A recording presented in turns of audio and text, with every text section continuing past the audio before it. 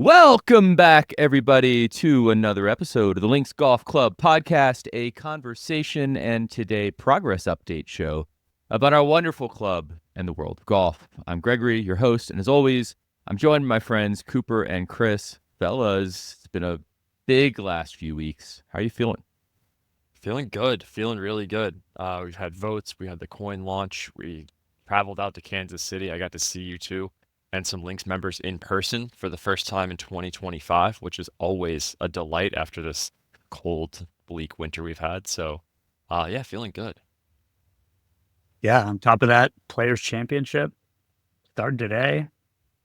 Greater Classic last night. Warming up. Daylight savings time is staying light out later. Feeling good. March Madness Masters coming up. Yeah, March Masters Madness, coming up. Masters, baseball. Things are looking up, folks. NFL draft. It sort of is the peak time of the year. This is my favorite. is. Like late March, April. So many good sports things. Yeah, your like day is expanding, daylight's expanding, getting warmer. Things are on upward trajectories. Love it. Yeah, we are so back, as the kids say. So before we get started, Cooper, what's going on in the club? Any announcements to share? What should people be doing right now? Yeah, I want to put out a last call to claim your Links coin. We are going to announce a final claim closing date here soon. So make sure that you hop in, watch the tutorial videos, which are on our YouTube page, claim your coin while you still can. And then, of course, the big news, which we're here to talk about today, Hillcrest memberships are available. So all Links Down members have the opportunity to initiate right now at a variety of membership tiers at Hillcrest. So if you have questions about that, want to chat with one of us, hop into the clubhouse, open a ticket, hop into Discord, and we're happy to help you out.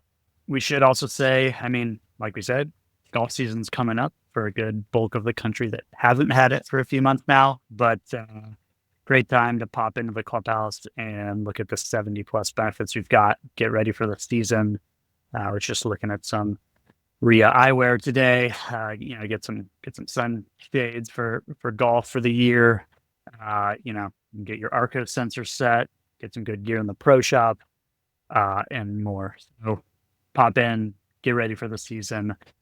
Make some of those anticipatory purchases. You can wait, monitor the shipping to get to your doorstep in anticipation of the season starting. But definitely check out the 70 plus, which often get lost in there. You can go into Clubhouse, remind yourself of all the great benefits we get as Links Down members. For sure. It's good to be a Links Down member. So let's dive in. In our last episodes, we've covered the deal and the vote on Hillcrest Country Club in Kansas City and what it means for Links Golf Club. We did a Q&A with our partner, Rob Heineman, to talk about the deal and the vision for the club. You can check those episodes out on our YouTube channel as well on Spotify and Apple Podcasts. But, today's a little bit special in the case that we're going to talk about something that we just did. It's sort of like a hot take reaction pod of being on the ground, on site, in Kansas City. We captured nearly 60 gigabytes of 4K ground and drone content. We're really excited to tailor that to some stuff that we have coming up. We toured the course. We saw the property before the renovation starts, which Chris is going to go into a little bit today. And we got, I think all of us would agree, like a true feel for what's coming. We enjoyed some of Kansas City's delicious cuisine at the old school spot LC's Barbecue, which is really close to Hillcrest. We broke some bread with some members who either locals or like Feisington flew in from Chicago for a day trip to check that out. So it was really fun just to kind of catch up, talk, and then go out and see the course. And we even got to play a little bit of golf on Hillcrest, which was pretty sweet. So today we're sharing our first on the ground impressions, what's been done so far, what's happening right now, and what you can expect between now and our next update episode a few months from now. So this is going to be really fun. Let's dispense with the formalities. Let's get right into it. Vote on Hillcrest. It's passed, if you haven't heard. We are now officially co-owners of Hillcrest Country Club, our first course in the United States. Obviously, we already have Spey Bay in Scotland. Guys, Cooper, how are you feeling? Give us a rundown of how the vote went and any other thoughts you have from that part of the process. Yeah, our grand experiment continues. And I want to first off say thank you to everyone who's been involved from the very beginning up to this point in making all of this possible, in voting, in polls, in filling out surveys, in chatting in the chats. You guide this organization. It's member and community driven. And yeah, really grateful to everybody who participated in the governance, engaged in the chats and the RFC, and showed up to vote. The vote passed, which was a necessity for the deal to go through with Hillcrest. And we also saw the second highest total vote engagement since 2022, only beat by the Spay Bay vote. So you showed out, you showed up, we had rigorous debate, and 95% of the votes came from unique wallets with less than 10 votes. So we're really excited about the distribution and decentralization of our community and the impact that individual members have over, whales or anything like that. So yeah, just a really, really big thank you to everybody who took part from the beginning until now. Retweet. Really awesome to see the process play out. Again, there's going to be debate. There's going to be, it's part of the process, and democracy is messy, and it's just cool to see that come to bear here in Web3 and on golf courses. So, Chris, sort of what's next? What's now? Before we dive into this sort of recap of the trip, what's happening at this moment in time? Yeah, I mean, now we get into the fun part, or the next fun part, I guess, in terms of actually becoming members at Hillcrest. A bunch of fun stuff planned for this summer. So as of now, as of this recording, all membership tiers at Hillcrest are now available to all Link Style members. We went through kind of a staged process over the past week, opening those up. Been awesome to see, all the folks coming in, to some of those new Hillcrest member role tags in Discord and all that good stuff. But now it is open to join Hillcrest for all Link Style members. And again, you can go to Clubhouse to see all the detail about the different membership tiers and what that looks like and everything else. But so, that is the next phase. And then we have a ton of stuff planned for this summer. Obviously, the course is closed for this year, undergoing the renovation. We're going to talk a bit about that here today and kind of the plan for all that. But, during that time, we have a bunch of stuff planned, as we're kind of getting ready and watching all the work happen at Hillcrest. So that includes big member event that's going to happen in Kansas City this summer for everyone that's joined. We'll be playing golf, we'll be barbecue, we'll have a lot of other fun stuff planned. We're going to get a signature event scheduled adjacent to that in the general Kansas City area. So we'll have some more great golf going on and some other great perks. We even have a pretty incredible Callaway R&D Center tour and VIP club fitting set up for all of our founding members at Hillcrest. It's going to be pretty sick. So all of that is to say, we're kind of into the next phase now, right? Course is ours. Now we're getting members lined up and getting everybody involved on the ground at Hillcrest and, getting everyone to see all the perks of that. So, excited about the start that we're at here. And, it's going to be a fun next year or so as we kind of build up to the big opening in spring of 2026. Exciting times indeed. So let's transition into talking about the trip. We were on site this weekend. We walked the property. We played even a historical 1915 style match, just like the members did 100 years ago. We shot a bunch of content. We spent a bunch of time at the course. We were only there for 2 days, so we packed a bunch into it. Cooper, Chris and I had seen the property before. This was your first time out there. What were just your initial overall impressions? Let's start there. Well, my concept of the course was based off of the social images that you've all seen. The Clubhouse members website, which has, pictures of the old version of the course, the Clubhouse renderings and everything. And then a couple of photos from you guys when you went and visited. But nothing could really prepare me for, first off, the location relative to the surrounding terrain. It is really the crest of a hill in a secluded forest, but also within Kansas City city limits, 15-minute ride from our downtown hotel, which was really, really great. And then the scale of the terrain and topography changes for someone who'd never been to Missouri or Kansas City before. My impression of Kansas is just flat right? Like I've driven across other parts of the country, and I was not expecting it to be such magnificent land, right? And I've played a couple of different really good golf courses, and that's one thing that you really kind of can't fake or manufacture is terrain and topography like that. It's one of our favorite things about Spey Bay, and I think that we have a really really tremendous opportunity here with Hillcrest, and you can kind of see what Donald Ross was talking about when he said it was a fantastic site way back when he first designed it. So yeah, just kind of blown away, right? Obviously, the grass isn't cut.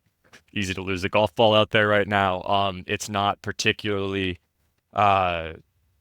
It's in the process of being renovated. So the impression of like your green lush Florida golf course right now is different than Kansas City in March on a in process renovation course, but you could see the bones and where it's going and the potential that exists there.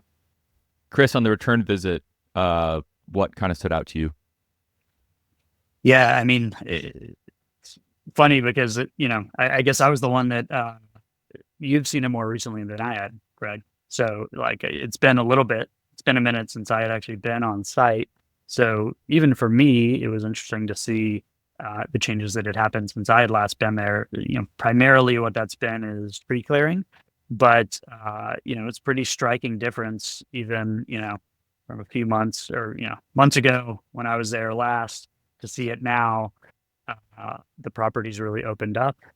All of the views are opened up, which I think is like one of the striking things about just where Hillcrest is and everything. Like prior, it was pretty overgrown and trees had cropped up over the course of a century. As the course had been played, but now it is much more open, which means you see you get a much better view of the entire golf course, whether you're at the clubhouse or you're like sitting on the first green or 18th tee, like at the end of that ridge in the middle of the property. You can basically see the entire property, which I think is very cool, and reminiscent of a bunch of other great courses where you'll run into other folks when you're playing. You'll kind of be able to see everybody going throughout the whole course. You also get an awesome view of Kansas City now. Basically, whether you're at the clubhouse, you have a direct line of sight to the Kansas City skyline, or at other high points out on the course.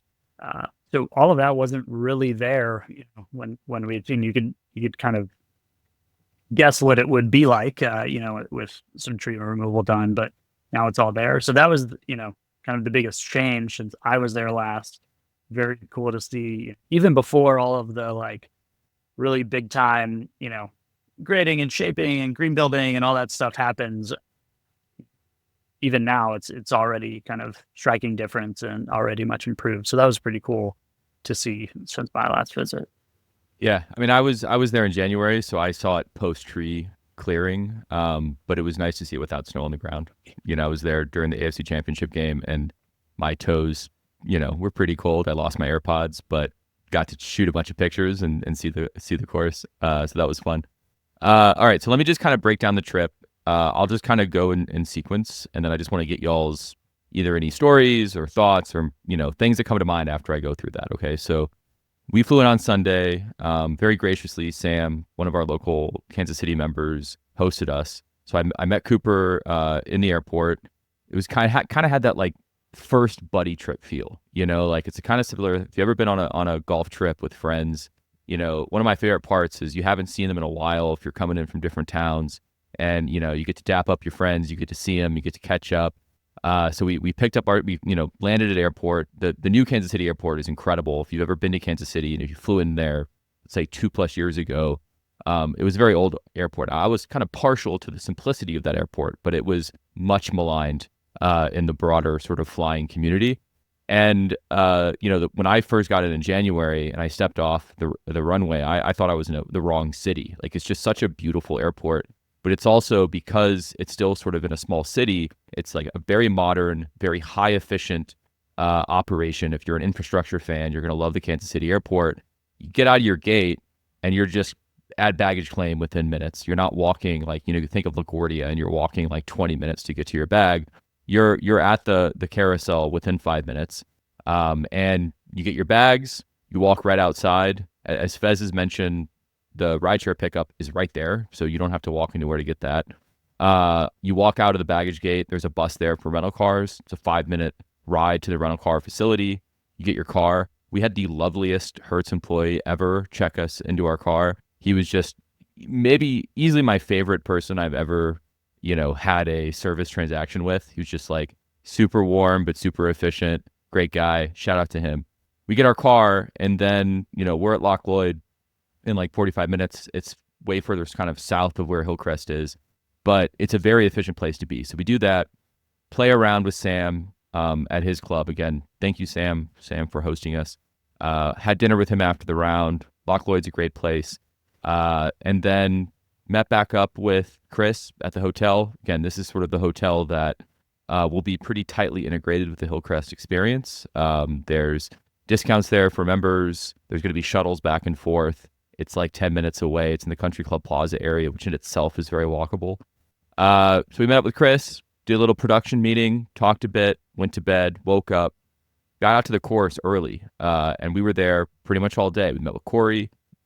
He we'll be releasing some content with the conversation that him and Chris had about what's happening right now. Chris will go into that a little bit in this episode. Cooper shot a ton of drone content, which was just really cool to watch him cook. It was like, watching Kobe in his prime, just like navigating the elements, getting the drone up there, shot some incredible stuff. I just went through all of it last night. It looks amazing. Then we met up with Fez and Sam at LC's. We chose LC's because it's pretty close to Hillcrest. It's kind of one of the more old school barbecue joints. Fantastic. Highlights the beans. Beans were really, really good. Then went back to the course. We met up with a few other people who showed up as well kind of later. Code Leopard was there. But Best Birdie, we Best had Birdie. Gooden. Yeah. Gooden was there. Yeah, it was great. So like Solid we all show up. Chris is taking people on a walk around the property, people asking questions, people learning. It's great. And then we did a match where we founded the Kansas City Star that in 1915, kind of the first documented competitive match was you put 3 balls into play, you hit an approach shot under the 9th green, and you see who can hole all 3 balls into the cup with the fewest amount of strokes. We did that on the 9th green as well, which will be the 18th in the new routing. And that was really fun too. We'll sort of release that as a YouTube golf video at some point in the future. And then again, shot a bunch more content, went back out a golden hour. Cooper taught me how to fly drones. We got a bunch of amazing stuff at night. Dusk, it looks so good. You see all the contours and everything with all the shadows. And then we came back. So that was sort of our trip. We got to play a little bit of golf at a different golf course to get a sense of Kansas City. We obviously ate some great food. And took a bunch of footage that we're really excited to show y'all. So what are some things, pick out a few pieces of that, Cooper, Chris, that you saw, that you experienced. Like, let's talk about Kansas City, the experience. You imagine yourself as a national member, you're coming into town. What are some things that you really liked? What are some things that you wish you had done? And just kind of what are your overall impressions about Hillcrest in the context of Kansas City? Yeah, I mean, I'll second your airport praise. I hadn't been to the old airport, but I can definitely tell you the new one is fantastic, easy to use, close right to the city and to Hillcrest. Hotel was great. And yeah, no shout out to Sam. One funny thing on the 18th hole of Loch Lloyd, next to the green, there is a like water feature in a pond, a pretty big pond. And dead center in the middle of the pond is a mailbox that says suggestions on the side. And we'll try to find a picture of it for you. But it's just an interesting contrast to kind of our model here where, ownership and leadership really, really wants and engages with your feedback. And other places are like, yeah, good luck getting your note into the suggestion box, right? You might get a little soaked trying to do that. But, really, really fun time with Sam, great club. And then, of course, getting to the Hillcrest property with Links members, with our stomachs full of great Kansas City barbecue, to fuel our walk around the property. Yeah, I mean, just awesome. I was flying the drone for a lot of time, but I loved hearing, Greg, you and Chris got to hang out with Corey on site. I'd love to hear a little bit more about what you guys chatted about, like his insight, knowing the property and kind of being there all the time. Yeah, let's actually, that's a great transition actually. So let's just like kind of move on to talk about that, which is kind of the meat and the bones about, the conversation that Corey and Chris had. Obviously, y'all talk a lot about what's happening, but on the ground, he's pointing at physical things that you probably talked about abstractly kind of what's going on right now, kind of what's happened over the last couple of weeks, and then we'll talk about sort of what's happening in the future. But Chris, can you kind of break down some of the nuggets that from your conversation with Corey and sort of your tour with him in the morning? Yeah, I mean, it was great to walk around the property kind of in depth. We've done some of that before, and we're obviously, talking with the crew at Hillcrest pretty frequently, but just to be able to go through it in depth, see everything in person, and get some of those little nuggets that you don't necessarily get unless you're walking around for hours and hours was very cool. But overall, I think maybe just to share a bit about the plan, what work's been done, what work's about to get done, and generally what that's going to look like, because I'm sure Links members are very interested in that. That being our course, and what we're all going to be playing soon enough. Thus far, the primary thing that's happened is tree removal, as I mentioned. So I think it's something like 850 trees have come down already. We've got some pictures of all the huge tree trunks lying there on the course currently. And I think there's another few hundred to come out as well, as they kind of clean up the edges of the property and everything. But so a lot of that work's been done already. And then really the bulk of the future construction work, or, the work to be done, is going to start basically at the beginning of April. So, in just a few weeks here. Obviously, kind of over the winter, snow on the ground, everything. That's not the ideal time to be doing a lot of the work that is planned. So basically, in a few weeks' time, that will be the kind of kickoff of a lot of the work to be done. That'll be, grading, shaping, building new greens, building new tees, all of that stuff to build out the entirety of what will be the new course, and, the new ratting, and, any changes made. The practice facility, which is going to be greatly enhanced from what was there previously, which kind of wasn't even open for quite a period. So, it was great to see that. We walked through it, and, we'll be sharing some videos on that as well. But really, all of that work's going to start in really just a few weeks, and we're going to, have the opportunity to capture a lot of that and actually see it happening in real time, which I think is going to be very cool for us to all participate in as a community. But the other thing that's interesting and maybe worth noting is, the kind of general plan is, if you look at the Hillcrest property, there's kind of like a ridge that goes down the center, kind of the 1st and 18th, actually in the new routing. So that's kind of an elevated part of the property, and then it falls off to lower areas on both sides of that.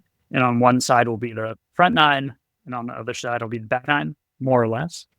And so the general construction plan is to actually do kind of the southern part of that, the front 9 first, and then the northern part of that second, which means that the front 9 will be ready earlier. And so the actual general plan is that the front 9 may even be ready for preview play even earlier than we were anticipating, now that we're kind of getting into the detailed construction plans with the crew and everything, which could be as soon as this fall.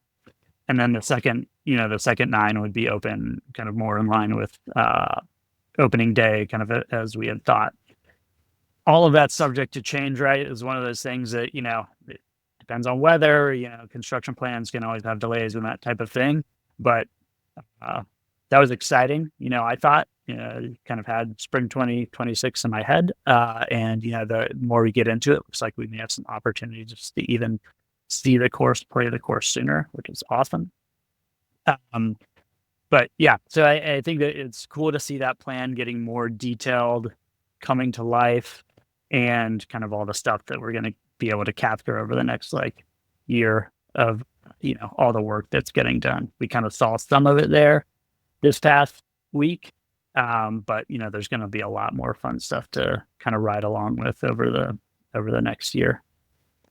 Yeah, it's almost like thinking about this like a house renovation, right? We sort of, we had closing, then there's a whole bunch of vision and plans to get through over time, sort of did the demo process. That's kind of what we've done so far, right? Like kind of strip it down to the studs, strip it down to the bones, get it ready, and then sort of piece by piece build it back to what, we know it'll become, which is going to be really exciting to see. Like in our heads, sort of when we were talking about the drone shots, specifically that Cooper's doing, we noted exactly where those shots were, right? And so we'll be able to do, the shots that you'll see right now of the course, basically reflecting the demo stage.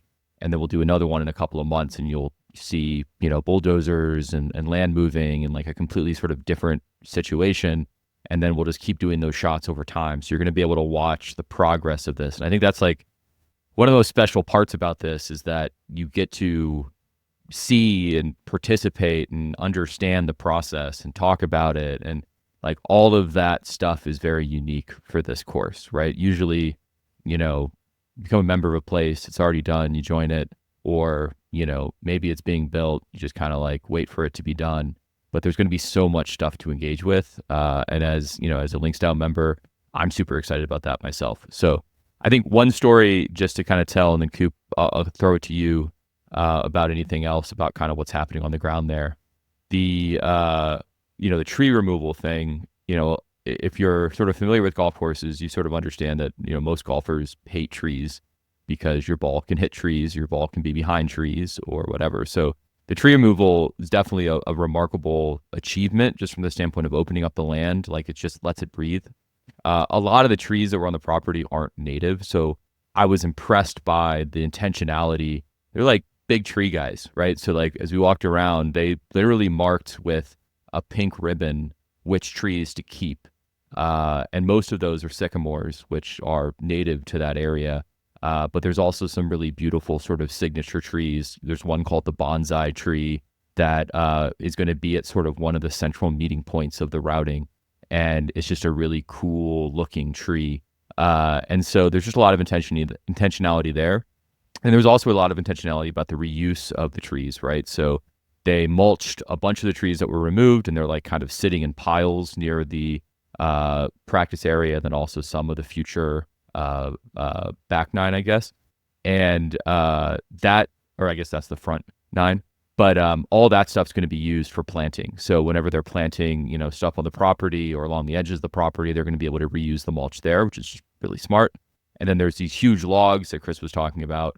And my understanding is that those are going to be used by an Amish community to build a church, which is pretty sweet. So you kind of have this like full circle of life of what's happening on the land. So there is a lot of intentionality there. We talked with Corey a lot, which we'll talk more about, just Tripp's plan with just really respecting the Donald Ross course. So the last kind of point I'll make there is whenever there's a renovation done of a Golden Age architect, there's always this worry that like, how, I think it's in really good hands after hearing more. And, one thing that Sam said that really stood out to me is like, yeah, I played this golf course, within the last 10 years, and it wasn't a Donald Ross course anymore. Like it just erosion and mowing and neglect and like all of these things had turned it into something that looked very different than 1915. So I think the exciting thing is, I think a lot of it has been like reimagining this Donald Ross course. What would Donald Ross have done now? But it's like impossible not to be impressed by the decision of that land, by the original members of that club and bringing Donald Ross in, because it's just like, as Cooper said, the bones are great. So Cooper, anything else to touch on, sort of what's happening now, things that stood out to you, stories you heard? I mean, again, just being on the surface, but also flying over with the drone, the land, the holes, the previous layout, but then talking to, Chris and hearing more about how the grading of the surfaces and how like water and erosion has flowed over the last 100 years and how you can, alleviate that with modern equipment like we've been talking about. And, you mentioned the Donald Ross original design, and I've heard from folks in the Kansas City area that they think that the renovation will change the Donald Ross from where it is today to make it less Donald Ross. Other people who, like Sam, who played it and said, I didn't feel any Donald Ross when I was there, right? So it's a matter of opinion on that side. I really do think that looking at the original notes, the way that this team is doing, trying to bring back, that vision of what Donald Ross would have done, especially if he had the modern equipment of today, is going to be really, really interesting. The thing that excites me most as a Lynx member, I think, is the fact that we get inside baseball on this whole process, right? I'm really, really looking forward to getting Corey, Tripp, Rob in Q&As with the community, talking about this stuff, the thought process, right? The behind the scenes. even from a technology standpoint, because I'm a bit of a nerd, right? Like I'm flying the drone and we're thinking, oh, I mean, I've done mapping of buildings before and point clouds and stuff with drones. What technology does a modern golf architect use to get the terrain and topography details, right? We have a map on the website of all of the different contour lines, but like if we wanted to model it and put it into TrackMan or PGA 2K, right? Do we use satellites? Do we use drones? Like, how does that whole process work? And then the creative, artistic side of golf course architecture, right? I'm really excited to like, be a part of this journey. And then, of course, hoping my fingers crossed that it goes as quickly as possible, like Chris is saying, and we might be able to play golf out there on our course in a matter of months. So, yeah, I mean, just goosebumps, pumped about this whole process. It's really, really, really cool to get out there. That reminds me, Cube, just your comment about the, kind of drones and GPS and all that. Just one of maybe the inside baseball things, which people see on the videos and everything later. But one of the kind of cool things being there on site, all the Links members that were there got to see was just kind of how the planning goes about. And basically throughout the whole property, there's these kind of like 8-foot, 10-foot tall PVC pipes planted basically at marking the tee, the middle of the fairway, and the green for every hole in the future routing. And, in some spots, it's like just where the existing hole is. And in many spots, that's, changing either, the center of the green is going to expand or, kind of making the routing a little different. But so like if you go to the property today, you can actually see it, you can spot out, oh, there's where the first tee is going to be and, all these things. So you can start to visualize it a little bit. And I think, that those are actually there for GPS coordinates that, when actual construction starts happening, those are kind of the tags that, everything gets built around. And I think Coop, you may have even used them for like, plotting out the drone, flight lines or whatever on the new routing or whatnot. But kind of cool to see that. But so one other thing I just wanted to mention, just kind of what was getting me the most excited, or just like what am I anticipating most? So, we were there, kind of the main point that our home base there was right next to the clubhouse site, which right now is a pile of rubble, right? Or, kind of a hole in the ground because it's about to be built to a building or a new building. But like the course, it's staked out as well, right? Like what the core building will be and everything else. And we've seen all the renderings in Clubhouse, our digital Clubhouse, seeing all what it will look like on the inside and some of the views and everything. But I am very excited to basically, like if what we saw was the outline of where the clubhouse will be and then extending into where the patio will be, which will then extend right into the 18th green, which then extends into the 18th fairway and then a view of the Kansas City skyline. And that's what I'm most excited about, I think, is like sitting in the bar or on the patio of the clubhouse, which will be new and pristine, looking out, watching other Links members finishing a match on the 18th green, and then beyond and all the awesome views that's going to contain. That's what I was, was giving me a little bit of goosebumps. Right now it's very raw. It's just like stakes in the mud and, will be built up. But, in basically a year from now, it'll be there for us to be experiencing. So that's like when I'm thinking about Hillcrest, that's what I think I'm looking forward to or envisioning, a year from now, hanging out with Links members on that patio, having a drink, playing some golf. So before we wrap up, let's, we're kind of introducing here like an update series, right? We'll be spending a lot of time not only releasing the content that'll be shot this past week. Some of that stuff could come out as soon as next week. We're kind of furiously editing and getting everything ready and polished for that. But we'll do some updates both here on the pod as well as on the YouTube channel with some videos that really, provide a lot of context of what's happening and hopefully make it really easy to understand for Linkstyle members and Hillcrest members to, what's going on, right? And a lot of that is just because, we want to also have all that stuff. So looking back, it's really easy to sort of tell the story of the evolution of the club. So, Chris, there's sort of that content plan, right? We're going to be releasing stuff, but I think probably, let's say 2 months, as far as between now and the next time that we're having this conversation, we go back out there, we shoot some more content. What should people expect, in that time frame? We'll be sharing more of what we've already captured as kind of like the baseline, right? What does it look like today? And, what is the baseline for as Links enters ownership of this course? What are we taking ownership of? And then over the next few months, construction will start in a few weeks, as we talked about. So we'll start to see a video of dirt getting moved around. Some of the grass areas will be, dirt basically as construction, grading, all of that starts to happen, shaping. Eventually, I think what will be one of the really kind of interesting and fun things to capture is like when they start building out USGA greens on these new sites and, what that looks like, all the work that goes into it, and then eventually the shaping of those. But really what we'll start to see is like the foundation laid for all of the, the golf course topography and all of the elements. And that'll happen, immediately, right? When construction begins. And so in our next updates, that's probably what you'll primarily see. And there will be some more tree removal and there will be some other elements. And there's also like the clubhouse side as well. But that's really kind of the first phase. And then, again, kind of getting into actual green construction and then eventually laying of turf, seeding of ground, and, starting to see some of it become green, which will be exciting later in the summer.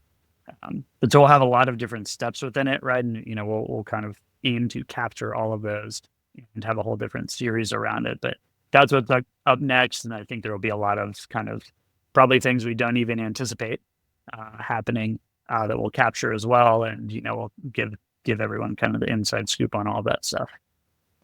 Yeah, Chris, correct me if I'm wrong, but just so folks know, it's a $30 million renovation, right? One of the questions we had, just so we understand the scale of this and the pace of what's going to happen, it's going to be pretty big and move quickly.